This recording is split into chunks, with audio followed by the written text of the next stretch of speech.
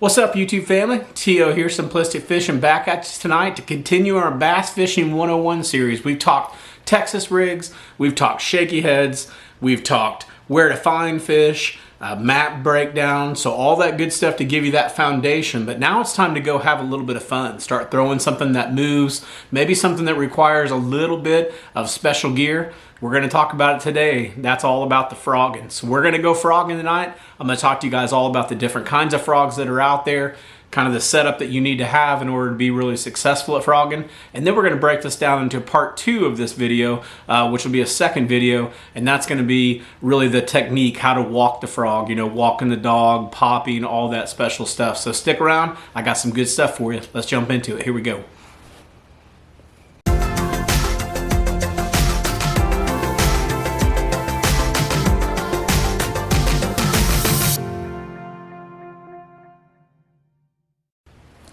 All right, first thing I want to talk to you guys about when we're talking about frogging is the gear. The gear is so important. I can't stress it enough to you guys.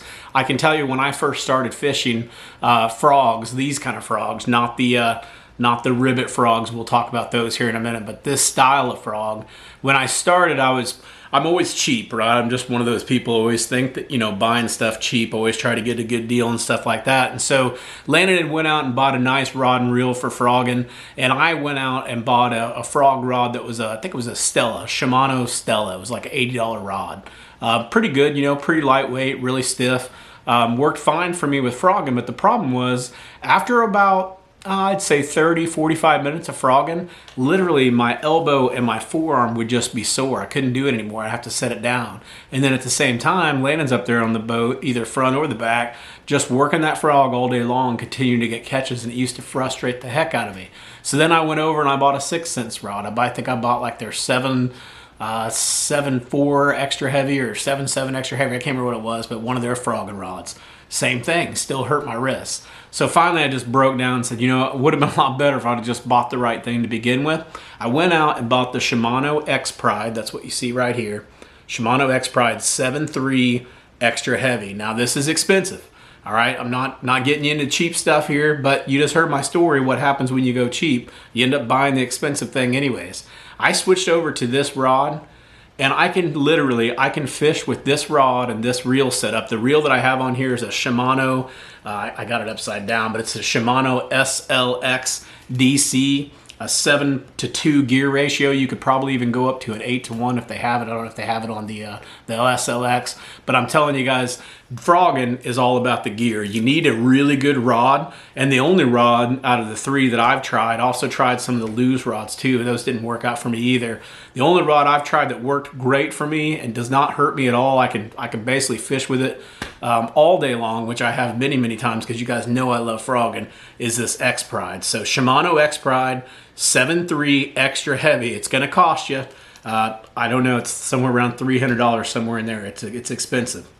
All right, then as you go with the line has got to be braid. You've got to throw braid. You want to go 50 pound to 65 pound. I prefer 50 pound. I kind of like the lighter stuff. And I like throwing I actually throw the spider wire, the smooth. That's what I like, but Landon likes the Power Pro braid, 65 pound. He swears by that. So I don't think it really matters. Just get you 50 to 65 pound braid and you should be good to go. So that is the setup, right? Very key that you get a lighter weight reel. You don't want a really heavy reel, and you really important that you get a lightweight rod. If you don't, frogging's only going to be fun for about 30-45 minutes, and then you're going to be out. All right, so let's switch over and let's talk about all the different kinds of frogs that are out there, because that's really what today's video is about. But I wanted to talk to you about the equipment first, because if you get to going out frogging before I get a chance to show you how to frog, I at least want you throwing it on the right setup. If you're out there throwing it on monofilament or fluorocarbon, you are just absolutely killing yourself. Don't even do it. Just put the frog up and get that equipment first, and then go back and throw the frog. It's going to make a huge difference. All right. So let's talk about a couple things first. There's all kinds of different frogs that are out there in the market. There's ribbit frogs that are like this. This is a ribbit frog. You can see here it's just a plastic frog with some paddles on the back of it. And I'm going to tell you a secret. My son calls this an old man's lure. This is my money lure. This is one of my money lures because it's so easy to set up. You just get a 3 or a 4/0 EWG hook, single hook. A lot of people like the double hook, so you can do that too, but I just put a single hook in there. Just rig it up pretty much like you're Texas rigging it, and you're done. And you just chuck it out there. No weight, no nothing. Just chuck it out there and burn it across the top. You'll be amazed at how many bites you can get on that. So that is a ribbit tail frog. Now on that frog, you don't need the heavy braid and all that. I mean, I guess you could, it wouldn't hurt you, but it's easier on that frog just to throw that with some heavier fluoro, maybe like 20-pound fluoro, and just throw it out there and burn it, and throw it out there and burn it. You could probably throw it on mono as well. I don't think it really matters. I've caught plenty of fish throwing this on 15 to 20-pound fluorocarbon, just burning it across the top. All right, so that is that ribbit. Now you also get these hollow body frogs that you can buy as well. Here's one right here. This is, you can see it here. This is by ribbit as well, but this one's a little bit bigger, right? It's a little bit fatter, but it's the same concept. You're just gonna basically put either a single hook in there or a double hook. You've also got that little hole in there right there in the back end of it, so you can put beads in there and things like that if you wanted to get really creative. But basically, you can put that on a single hook or a double hook. You'll want the hooks that actually screw in with the screw lock on this one. But you'll do that, and the same thing, you're just gonna throw it out and burn it, throw it out and burn it, and change up your cadences when you do that. You know, throw it out, burn it, stop it. Burn it real quick and then stop it. Or maybe burn, and then stop, burn, stop, you know. Or if you've ever watched Tactical Bassin', which I think everybody has, hopefully you have. If you haven't, you go out there and check out their channel because those guys are awesome. But I think their whole phrase they should put a patent on is burn, burn, burn, pause, burn, burn, pause, burn, burn, pause. That is key. You can do that with all your topwaters. That's really going to help you out. All right, so those are the soft frogs. What I guess I'm going to admit to, those are the old man lures. The hollow body one, that's a little bit newer, but the old ribbit frogs, those are tried and true. We've been fishing those for years. So those are cheaper frogs as well. Getting a package of frogs is pretty nice, but using these new frogs, these new style frogs, not really new to you guys, but new to me, I guess newer to me, these are a little bit different. So I want to talk to you guys about those and the different styles of frogs that we have. So first off, if you go into the tackle store, you're going to see that there are several different types of frogs to choose from. There's frogs like this. This is a Vega frog from 6 cents. You can see here, if you look at the opening of it, just right there in the opening right here, that it's caved in. See how it's caved in? They call this a popping frog, all right? This frog is actually built to both pop and walk, but for right now, just starting off this frog conversation, if you see the front like this, that's called a popping frog, all right? So a popping frog, the purpose of the popping frog is it creates that kind of boink, you know, that noise, and then it pushes out a wake out in front of it. So the real way, or the way that we used to fish poppers, that's really the way that you should be fishing your frogs that have the poppers on them as well. Now, I'm not saying that walking the frog is not going to work. We're going to talk about that in a minute because it does. But if you want to produce some more bites and maybe walking the frog's not working for you, you can literally do it just like a popper. So what I mean by that is you're going to throw it out there really close to the cover, as close to cover as you can, if not in the cover. And then once you get it a little bit out and get it into the water, you're just going to pop it once. So just pop it once and then set there and watch the little ripples from the water. Once those ripples get all the way past the bait and basically go away and they're gone, that's when it's time to pop it again. Boink, wait. Boink, wait. It's going to be like that, literally that slow, but you'll be surprised how many bites you can get, especially if they're not firing when you got a lot of action. So that is a popping frog. So here's a popping frog. That's a 6 cents popping frog. Got one of my favorites, Spro popping frog. You can see here, a lot of times they'll have that red in there on the front. This is my all-time favorite popping frog, definitely. The Spro popping frog. You've also got, let's see what else I got here. These booyaws are really awesome. You can get those up at Academy and stuff pretty cheap. These are pretty good popping frogs, and you can walk these really well. So we'll talk about walking them here in a minute, but these are really good. The only thing I have a problem with these booyah frogs is that the front ends up caving in really easily and it rips out, and then you basically can't use it anymore. So that'd be my only thing against the booyahs, but the booyahs are good. They'll definitely catch fish. This is another good color, Spro color. The yellow on the bottom. Really, I prefer white. So white on the bottom. Or if I can find it, you know, I'll take the chartreuses or the yellows on the bottom, but that's really what I'm looking for. So talk to you a little bit more about the frogs, especially if you're out there looking for frogs for the first time. I'll kind of give you my opinion on them. The 6 cents Vega frogs, I've heard a lot of people, you know, say a lot of good things about these things, and they've sold out a lot of times and things like that. This is another one of their Vegas. They've got really cool designs on them. I really like the looks of them and everything, but I'm gonna be honest with you, this is not my favorite frog. Not my favorite frog at all. In fact, I don't have too much confidence in this frog. So it could be the way that I throw the frog, the action that I'm putting on it, because I really don't think it's the frog. I don't want to diss 6 cents at all because they've had a lot of good reviews on these frogs. So anyways, my personal opinion, that frog's not really for me. So the frog, I'm just going to kind of move my way up until I get to my best frog. So the next frog up, I guess after the 6 cents one, would probably be the Booyah that we talked about, the Booyah popping frog. I really like that frog. That's a fun frog to throw, especially if you're a pond fisherman. These are small enough where they'll get those smaller fish as well. And they're really easy to work too. So definitely the Booyahs.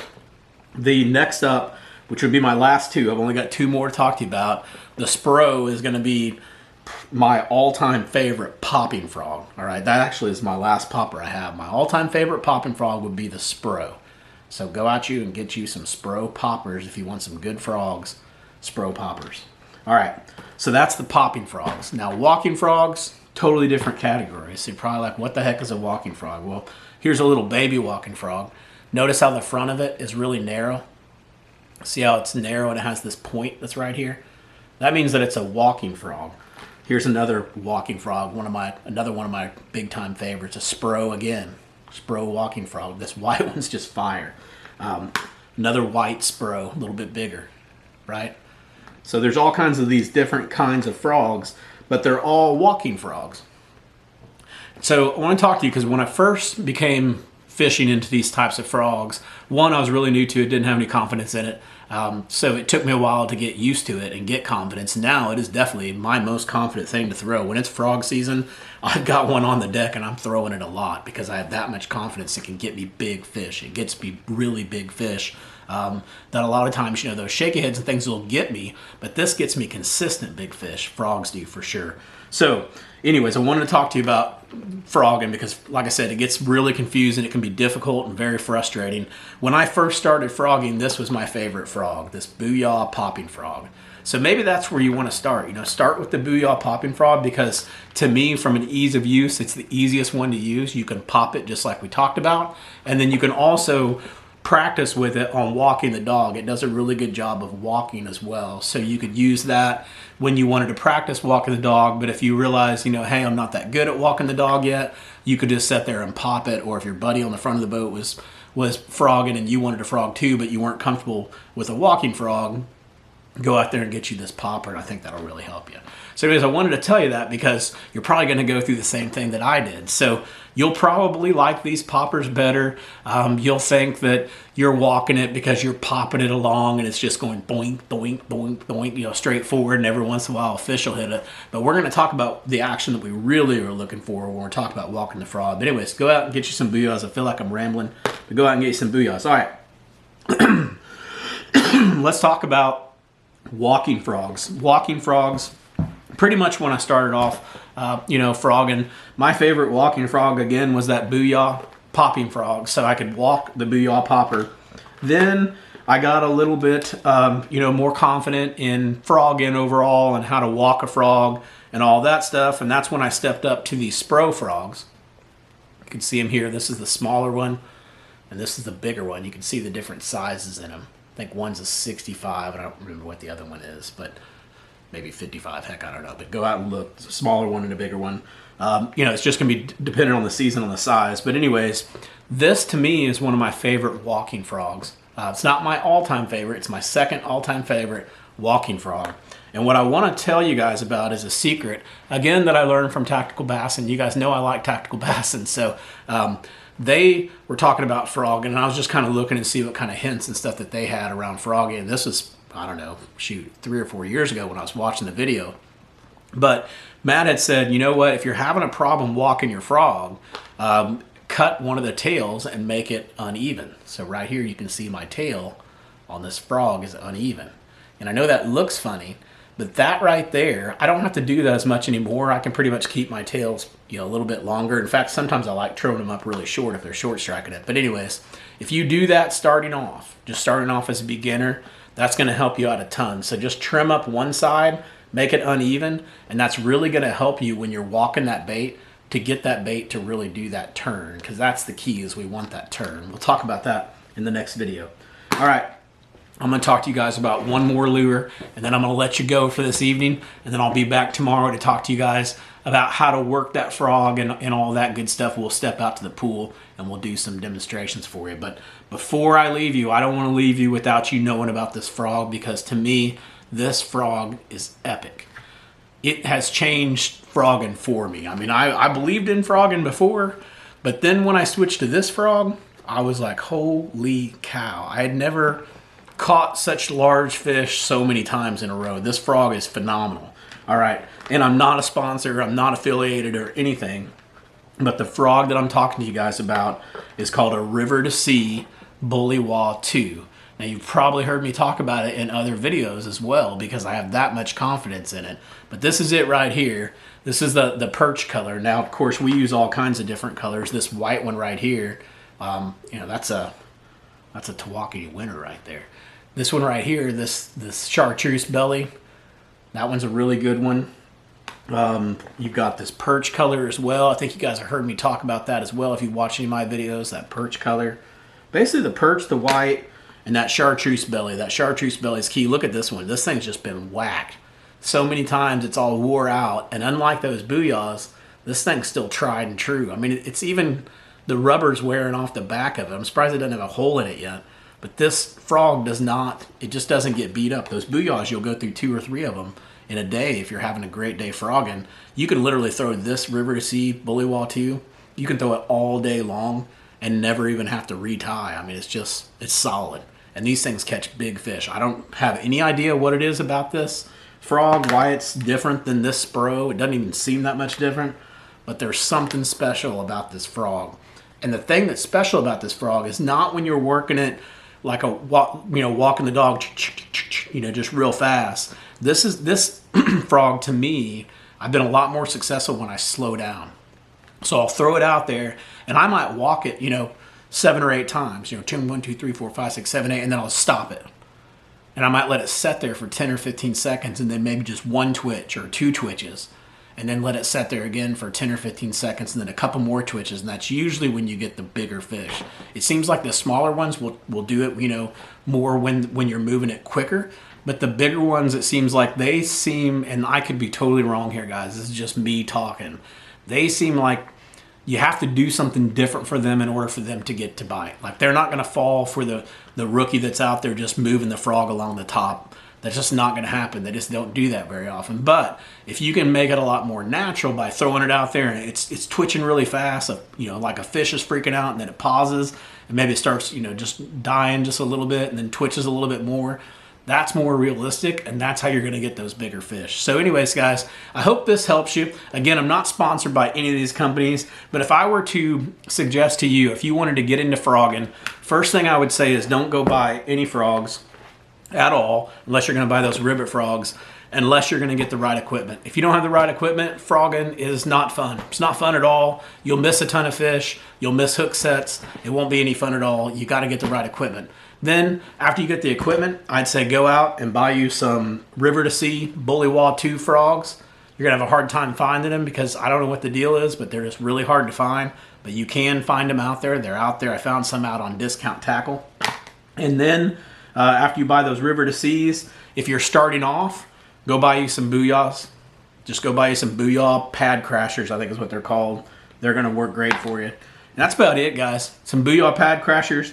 Get some Spros if you can't find the River to Seas, and that's going to set you up. Make sure you throw this on braid. Very, very important.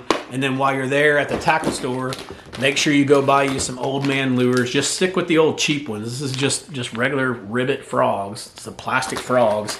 Get you some EWG hooks. Throw that on. Just your little 7.3 medium heavy that we talked about. Do it on the fast action. boom, you'll be getting you some bites. Maybe not the giants. Giants will hit this one, but the babies will hit it too, so you'll have a lot of fun throwing this. Hey guys, until next time, I hope you catch your PB.